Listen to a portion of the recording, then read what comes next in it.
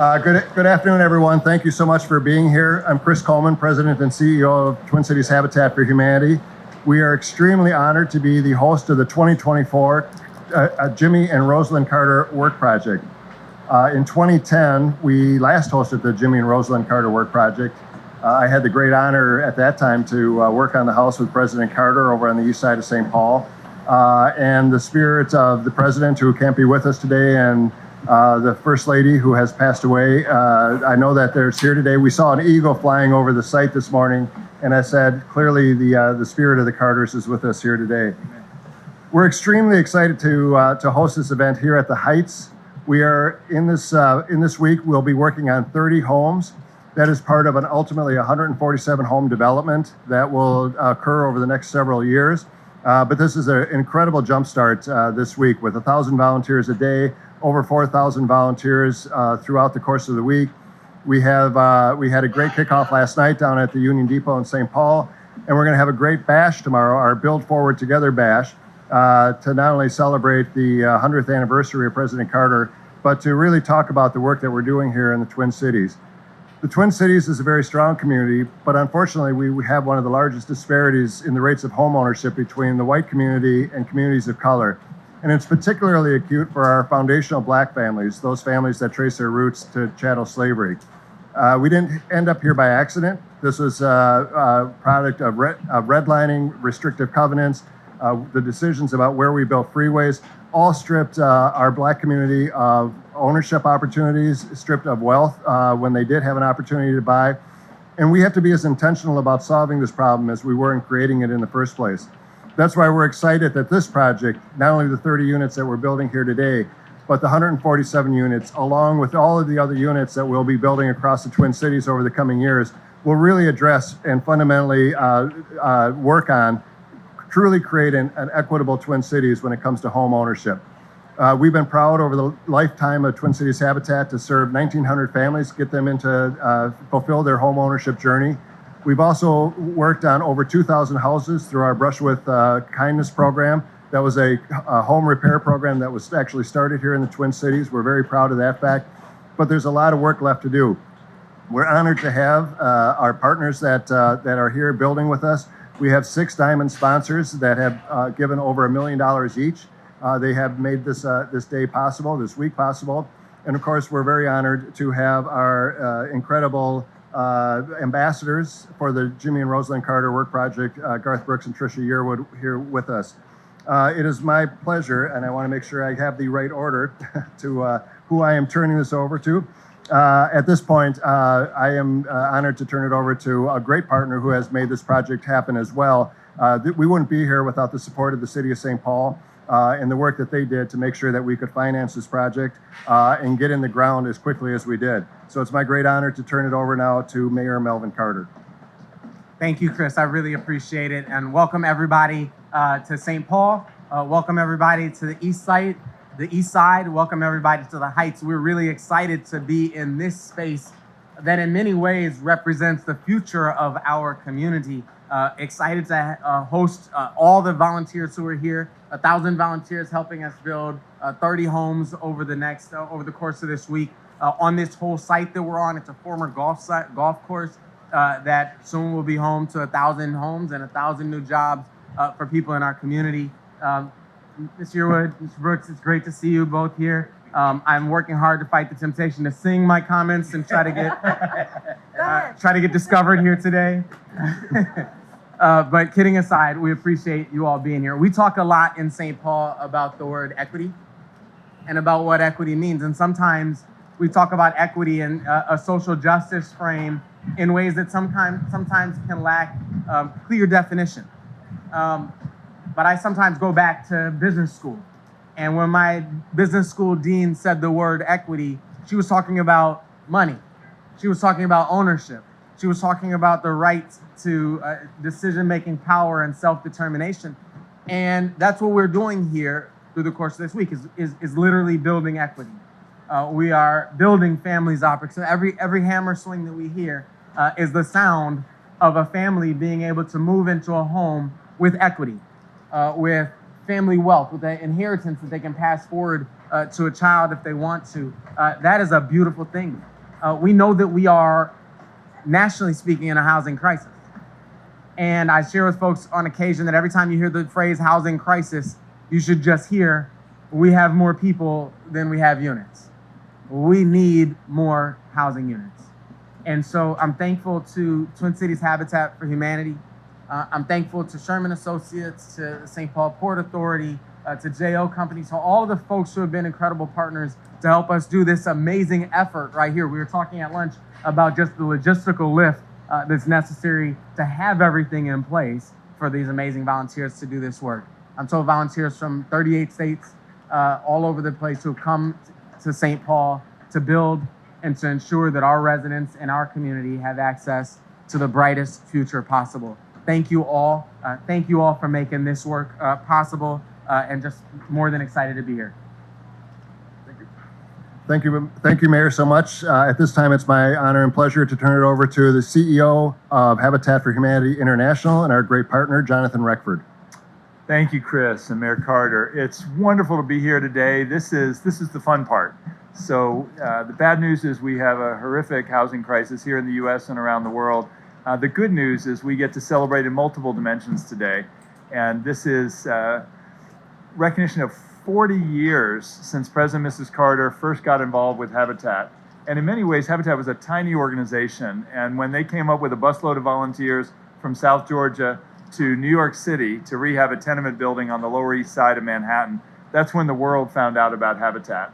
And no one had ever seen an ex-president sleeping in a church basement and physically working on housing before. And that started what became an annual work project. And President Carter's often said that he found that Habitat for Humanity was the best way that he knew to put his Christian faith into action in a tangible way. And that he and Mrs. Carter both felt that whenever they had the chance to volunteer, they got more out of it than anything they were able to put into it.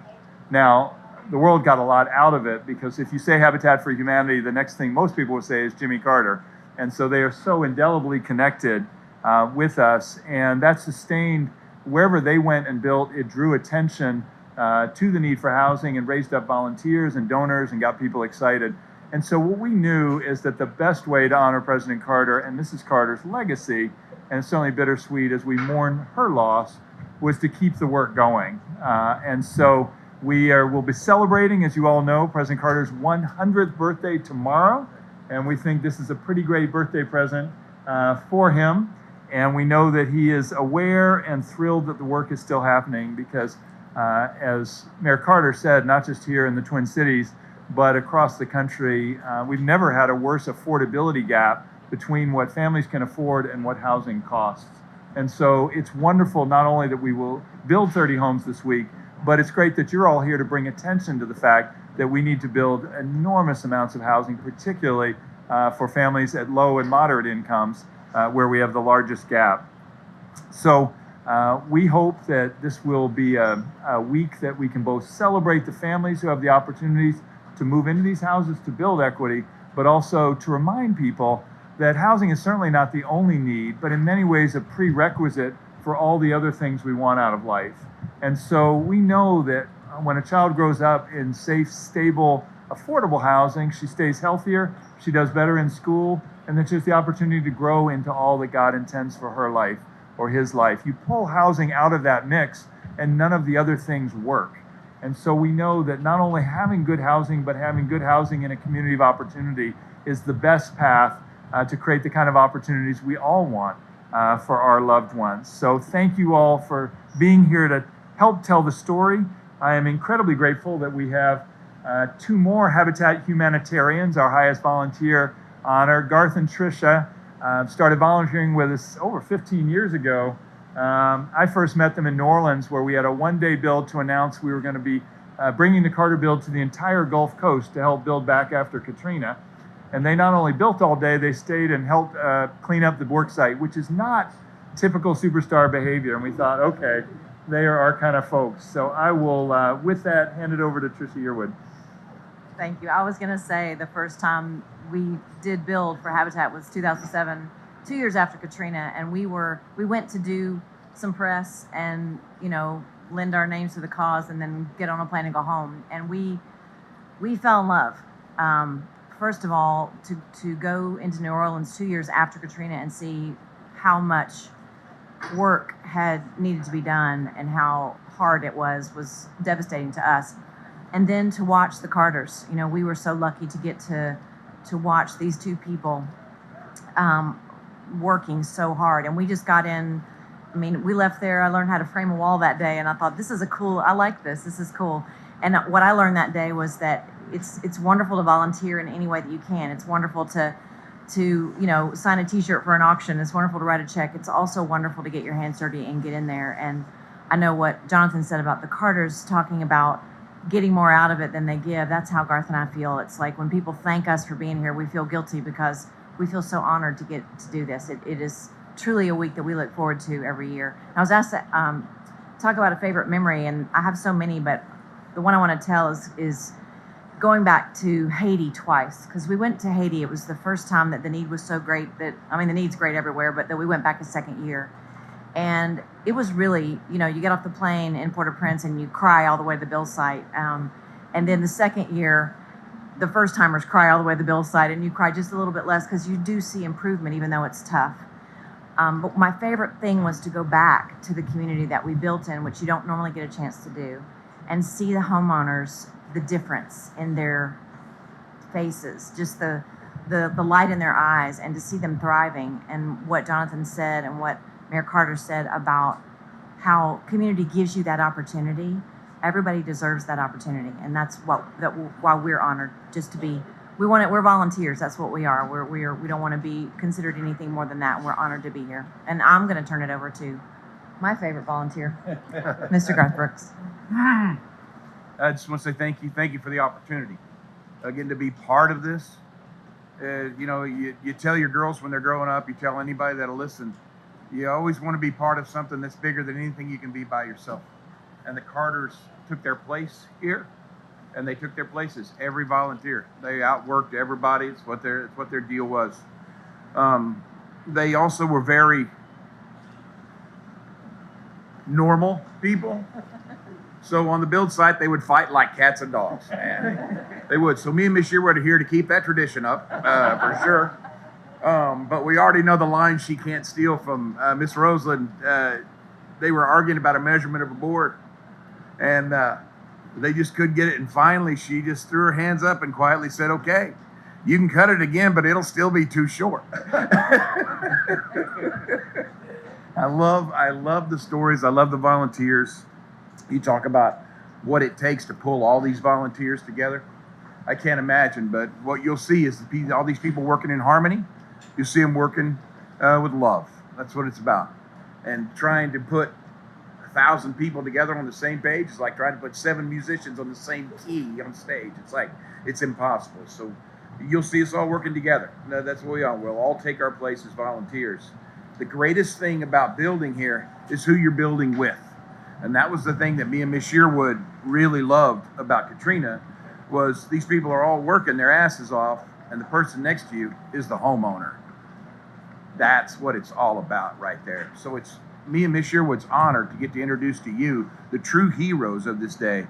We'll start with this homeowner, Miss Estes, down here on the very end. Thank you. Hi, my name is Leandra Estes, and I am a Twin Cities Habitat for Humanity homeowner. I would like to start by first saying thank you and a very, very happy birthday to President Jimmy Carter. Thank you for paving this path. Thank you for giving us a blueprint to follow. So thank you. I am a descendant of the historic Rondo community. My family, my elders, they were directly affected by the Interstate 94 infrastructure, and that became my passion to becoming a homeowner. It was through community events and programs that I was a part of, and seeing television ads and seeing brochures and receiving flyers about Habitat that brought me into my local office. Upon doing so, I met the kindest person at the desk. The application process was painless. And most importantly about that application process, on that application, it read, please describe to us what you want in your home. That for me was impressive. To add to that, when I received my home, it had everything I asked for on that application. Prior to becoming that homeowner, I struggled as a single parent of 2. I worked 3 to 4 jobs at times to make ends meet. I was a St. Paul public school parent and member who was stretched thinly in balance and in support. These circumstances also pushed me into home ownership. My family and I became the 114th homeowner of 2019. We were a woman's build site of 2018. Yes, that means I have been in my home for 5 years, and it's still rewarding. As a Twin City Habitat homeowner, I was able to send my oldest child off to college. She went on a track scholarship. My next seed, she had struggled very, very hard with learning at a young age, was on an IEP and struggled to read very bad. Today, that child is a senior in high school. She will graduate with honors this spring, and she has a scholarship to go to a historic Black college and university. I have since grown my family, adding a son who is now 2.5 years old. I've become a gardener. I've landed a career with the state of Minnesota. And I have found a voice and a foundation in public speaking, ambassading, advocating, and community relations. Our health, mentally, physically, and spiritually, has totally improved in every way. Our finances grew by and through intentional building and saving.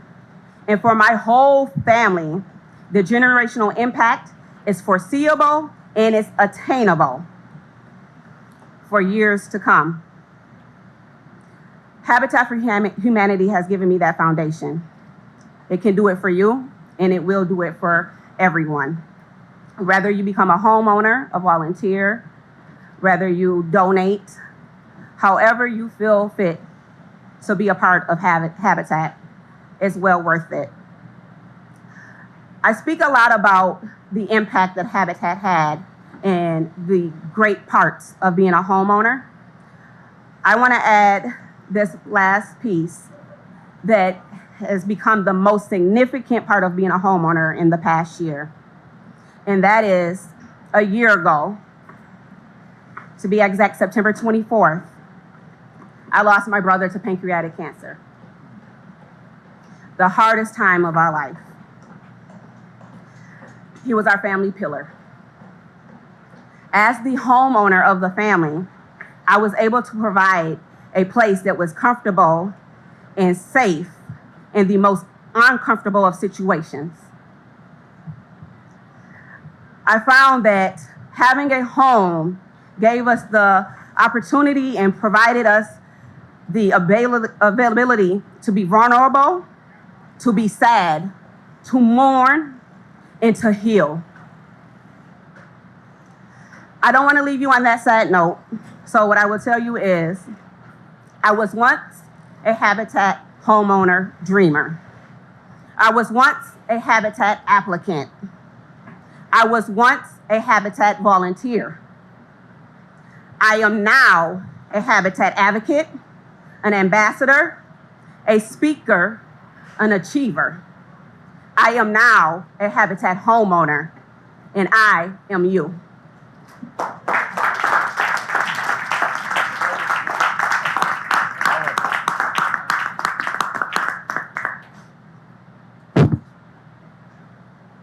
Okay, we're gonna have Maureen moderate questions. If we can have about 30 seconds to compose ourselves. Thanks, Leandra. Let no no one. Hello, everyone. Follow you. We're going to take some Q&A. We'll do one question per outlet. So if you have a question, just raise your hand and we'll get it going. Yes. Should I just start out? Yeah. This is mostly for Mayor Carter and Chris. What needs to be done at a policy level, both in the city of St. Paul but at a state level, to encourage more housing development? So the question was, what needs to be done on a policy level? Well, I'll start, and then the mayor, I'm sure, has a lot of great, I know it's his passion as well. We saw the most historic investment in affordable housing in the history of the state a year or two ago, with $1 billion with investment by the state legislature and our governor. That money is starting to actually get into the community, starting to help with down payment assistance, helping to get some projects off the ground, helping us advance our racial equity in housing. And $1 billion is a tremendous amount of money. And we are working with all of our community partners to get it out the door as fast as possible. But it's not enough. It is the tip of the iceberg. And so we're going to continue to advocate for more state resources, federal resources. But in a project like this, where the city of St. Paul has played such an incredible role, Ramsey County has played a role. The TIF tax increment financing that the city approved that has allowed us to invest and to make these homes affordable for our families is just an example of what we need to do. But we need to accelerate it. It's not getting any cheaper to build houses. Incomes of our families are not rising anywhere near in proportion to the cost of housing. And so we need to do as much as quickly as humanly possible, because our community can never be as strong as it needs to be when so many people are suffering from lack of housing, and particularly lack of home ownership.